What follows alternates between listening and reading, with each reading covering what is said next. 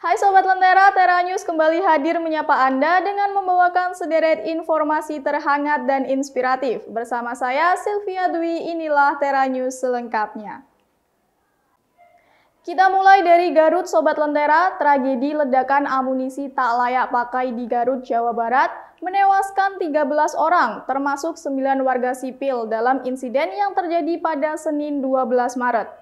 Ledakan terjadi saat pemusnahan amunisi oleh TNI dan menimbulkan pertanyaan besar mengenai standar keamanan, prosedur pemusnahan, serta keberadaan warga sipil di lokasi militer. Proses identifikasi korban telah selesai dilakukan, sementara investigasi menyeluruh masih terus berlangsung. Sebuah ledakan besar mengguncang kampung Cisurupan, Garut, Jawa Barat saat TNI melakukan pemusnahan amunisi kadaluarsa Senin siang lalu. Tragedi ini merenggut 13 nyawa termasuk 9 warga sipil dan melukai sejumlah orang lainnya. Ledakan tersebut berasal dari proses pemusnahan amunisi sisa Kodim 0611 Garut yang dilakukan di area terbuka. Pihak berwenang telah menyelesaikan proses identifikasi terhadap seluruh korban. Korban luka dirawat di RSUD Dr. Selamat Garut dan fasilitas kesehatan lainnya. Sementara itu, TNI menyatakan ledakan terjadi saat prosedur standar pemusnahan dilakukan. Namun belum bisa memastikan apa pemicu utama ledakan yang begitu dahsyat. Pertanyaan muncul soal mengapa warga sipil bisa berada di lokasi pemusnahan amunisi yang seharusnya steril. Investigasi pun kini difokuskan pada pelibatan warga, potensi kelalaian prosedur, serta evaluasi menyeluruh terhadap standar keselamatan dalam pemusnahan bahan peledak. Tragedi ini menyisakan duka mendalam dan menjadi peringatan keras akan pentingnya keamanan dalam setiap operasi militer. Usai bermain dengan 2 putaran pada fase gugur, Paris Saint-Germain dan Inter Milan kalahkan lawan mereka pada partai semifinal Liga Champions. Arsenal yang tertinggal defisit gol atas PSG bermain ofensif hingga menit terakhir. Sayangnya, waktu 90 menit nampaknya tak cukup untuk The Gunners membalikan keadaan. Di sisi lain, Nerazzurri dan Barcelona harus bermain hingga perpanjangan waktu untuk menentukan siapa yang akan melaju ke partai puncak. Berikut informasi selengkapnya untuk Anda. Dua laga pada leg kedua semifinal UEFA Champions League 2024-2025 telah usai, dan kini 2 tim terbaik Eropa siap bertarung di final yang akan digelar di Allianz Arena, Munich, pada 1 Juni mendatang. Di Parc des Princes, Paris Saint-Germain memastikan tiket ke final setelah menundukkan Arsenal dengan skor 2-1. Gol dari Fabian Ruiz dan Achraf Hakimi membawa PSG unggul agregat 3-1 atas The Gunners. Meskipun Bukayo Saka sempat memperkecil ketertinggalan, upaya Arsenal untuk membalikan keadaan terhenti oleh penampilan gemilang kiper berkebangsaan Italia, Gianluigi Donnarumma. Sementara itu, di Giuseppe Meazza, Inter Milan dan Barcelona menyajikan pertandingan dramatis yang berakhir dengan skor 4-3 untuk kemenangan Inter setelah perpanjangan waktu. Gol penentu dari Davide Fratesi memastikan agregat 7-6 bagi Nerazzurri, mengantarkan mereka ke final. Dengan hasil ini, final Liga Champions musim ini akan mempertemukan Paris Saint-Germain dan Inter Milan. PSG, yang mengincar gelar Eropa pertama mereka, akan menghadapi Inter, yang terakhir kali meraih trofi ini pada tahun 2010. Pertandingan puncak ini dijadwalkan berlangsung pada 1 Juni di Allianz Arena, Munich. Sesaat lagi kita akan membahas tentang sandwich yang berbeda dari biasanya. Jadi tetap di Tera News.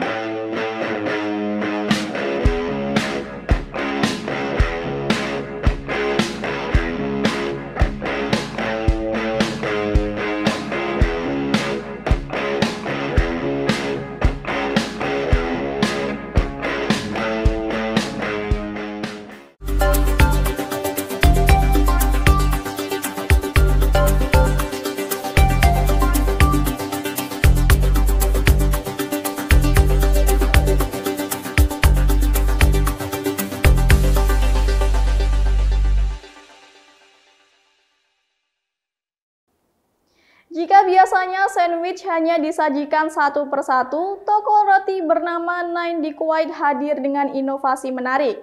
Mereka menyulap sajian sederhana ini menjadi paket eksklusif yang cocok untuk berbagai momen spesial. Penasaran dengan konsep kuliner unik dari toko Nine ini? Berikut liputan selengkapnya.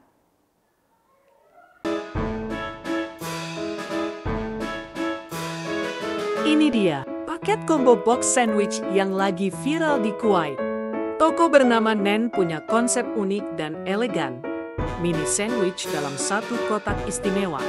Satu box berisi 10-20 sandwich mungil dengan aneka rasa yang bisa Sobat Lentera pilih sendiri.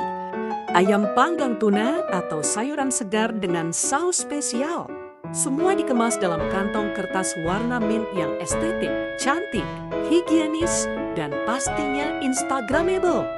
Disusun rapi dalam box modern minimalis, cocok dibawa ke kantor, piknik, atau acara bersama teman dan keluarga. Menunya makin lengkap dengan minuman 1 liter dalam termos eksklusif, plus cup untuk berbagi. Praktis, siap saji, tapi tetap mewah dan menggoda. Konsep ini membuat makan sandwich menjadi pengalaman baru. Tak hanya camilan, tapi juga sajian utama yang stylish. Jika konsep ini ada di kota Sobat Lentera, kira-kira tertarikkah untuk mencobanya?